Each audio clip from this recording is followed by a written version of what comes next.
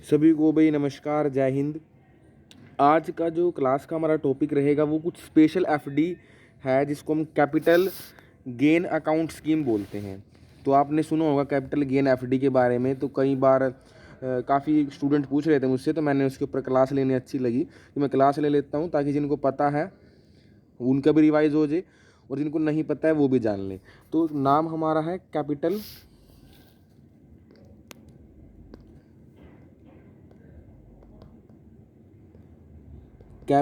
Gain account scheme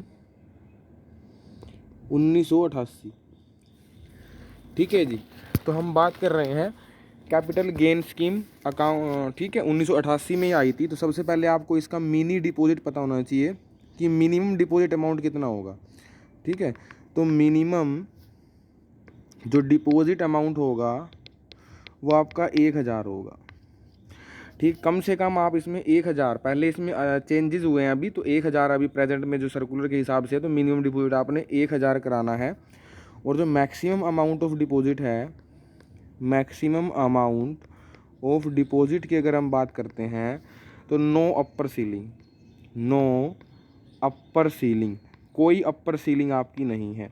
आप कितना मर्जी जमा करा सकते हो। ठीक है जी। मिनिमम डिपॉजिट आपका 1000 है, मैक्सिमम अमाउंट जो है वो कोई उसकी अपर सीलिंग नहीं है। ये 1988 में आपकी आई थी। उसके बाद इम्पोर्टेंट पॉइंट क्या है, इम्पोर्टेंट पॉइंट अगर हम जाने इसका, तो इम्पोर्टेंट पॉइंट क्या है कि नो लोन फैसिलिटी, कोई लोन फैसिलिटी इसमें नहीं है। ठीक है, नो लोन फैसिलिटी, कोई लोन फैसिलिटी आपको इसमें नहीं दी जाती है। ठीक है जी। उसके बाद जो इसमें इंटरेस्ट क्रेडिट होता है, इंटरेस्ट जो क्रेडिट होता है इसमें, वो आपका क्वार्टरली क्रेडिट होता है। नॉर्मल अगर आप एफडी की बात करते हो तो उसमें मंथली भी हो सकता है, क्वार्टरली भी हो सकता है, हाफ ईयरली भी हो सकता है। ठीक है, ईयरली भी हो सकता है। लेकिन जो आपका कैपिटल गेन स्कीम एफडी होती है, कैपिटल गेन अकाउंट स्कीम होता है, तो इसमें जो इंटरेस्ट क्रेडिट होता है वो आपका क्वार्टरली क्रेडिट होता है। ये बहुत इंपॉर्टेंट पॉइंट है, पेपर के अंदर ही पूछा जा सकता है कि इसमें इंटरेस्ट कैसे क्रेडिट होता है, तो क्वार्टरली क्रेडिट होता है। ठीक है, और आपकी जो पेमेंट होगी इंटरेस्ट की, यानी कि जो पेमेंट ऑफ इंटरेस्ट होगा, payment of interest shall be done, shall be done through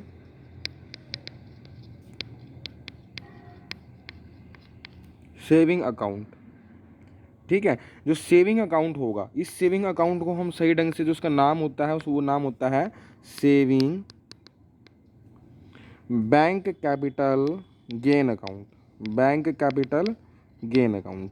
यानी कि जो आपको इस एफडी पर इंटरेस्ट मिलेगा, अमाउंट पर जो इंटरेस्ट मिलेगा क्वार्टरली मिलेगा, और वो क्रेडिट कैसे होगा, उसकी पेमेंट कैसे होगी, तो saving bank capital gain account खुलता है। जब हम कैपिटल गेन अकाउंट स्कीम में एफडी खोलना चाह रहे हैं तो एक saving bank capital gain account भी खुलता है, उसके अंदर इंटरेस्ट क्रेडिट होता है। देखो मैं आपको एक इंटरेस्टिंग बात बताता हूँ जो पेपर के अंदर पूछी जाती है। पेपर के अंदर पूछी जाता है कि जो कैपिटल गेन स्कीम होता है, जो कैपिटल गेन स्कीम अकाउंट होते हैं, वो आपके इस जो कैपिटल गेन स्कीम है इसमें जो अकाउंट ओपन होते हैं वो 3 अकाउंट ओपन होते हैं। तो पेपर के अंदर क्वेश्चन पूछा जाता है कितने अकाउंट ओपन होते हैं, इसमें 3 अकाउंट ओपन होते हैं। 2 इसके अंदर आपके सेविंग बैंक अकाउंट ओपन होते हैं, और एक इसके अंदर एफडी अकाउंट ओपन होता है। तो पेपर के अंदर क्वेश्चन आया कि टोटल कितने अकाउंट ओपन होंगे कैपिटल गेन स्कीम के तहत, तो 3 प्रकार के अकाउंट ओपन होते हैं, 2 सेविंग और एक आपका फिक्स्ड डिपॉजिट। ठीक है जी। नेक्स्ट, अगर हम बात करते हैं टेन्योर की, अगर हम बात करते हैं टेन्योर की, टेन्योर की अगर हम बात करें तो मैक्सिमम जो टेन्योर है ना, मैक्सिमम जो टेन्योर है, not exceeding, not exceeding, not exceeding 2 to 3 year, 2 to 3 year from date of transfer of original assets, original assets, यानी कि जिस दिन से हमने एफडी बनाई है तो हम मैक्सिमम जो टाइम पीरियड हो सकता है या तो वो 2 साल होगा या 3 साल होगा। अब पेपर के अंदर दोनों आएंगे भाई, 2 साल भी हो सकता है, 3 साल भी हो सकता है, वो अलग अलग कंडीशंस होती हैं, वो इतनी इंपॉर्टेंट नहीं है हमारे एग्जाम के लिए, लेकिन हम पढ़ लेते हैं कैसे होती है वो देखते हैं। ठीक है, 2 पॉइंट हम बना लेते हैं। ए पॉइंट, पहले हम ए पॉइंट की बात करते हैं, मैक्सिमम 24 मंथ यानी कि 2 ईयर। जब हम 24 मंथ की बात कर रहे हैं, 2 साल की बात कर रहे हैं, अगर आपका जो कैपिटल गेन है, अगर आपका कैपिटल गेन अंडर सेक्शन 54 हो, 54B हो, 54F हो ऑफ इनकम टैक्स एक्ट 1961, अगर इनकम टैक्स एक्ट 1961 के 54B सेक्शन में हो, 54F में हो, देखो आपने बताया ना BF बॉयफ्रेंड, तो जब BF सेक्शन में हो तो मैक्सिमम 24 मंथ होता है। ठीक है, बी पॉइंट, मैक्सिमम 36 मंथ भी होता है, मैक्सिमम 36 मंथ होता है। कब होता है maximum 36 month? If capital gain is under section 54, 54D, 54F, 54G,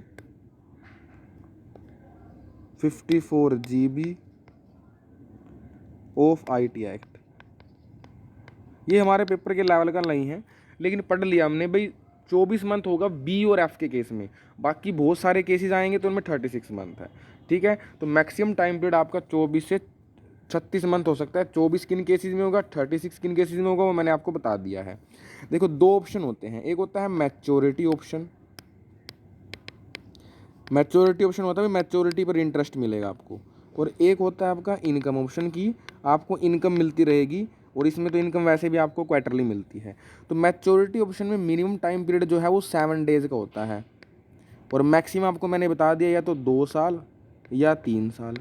और इनकम ऑप्शन में मिनिमम टाइम पीरियड होता है 6 मंथ का, और मैक्सिमम टाइम पीरियड मैंने आपको बता दिया 24 मंथ या 36 मंथ, यानी कि 2 साल या 3 साल।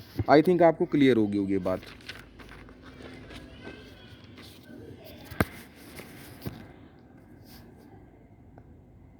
उसके बाद after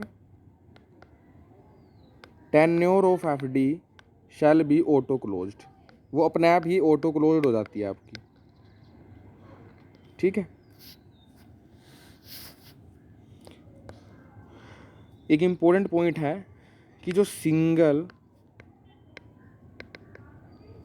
capital gain term deposit of above 25 crore, यानी कि जो 25 करोड़ से जो ऊपर का अमाउंट होगा, शैल बी एक्सेप्टेड एट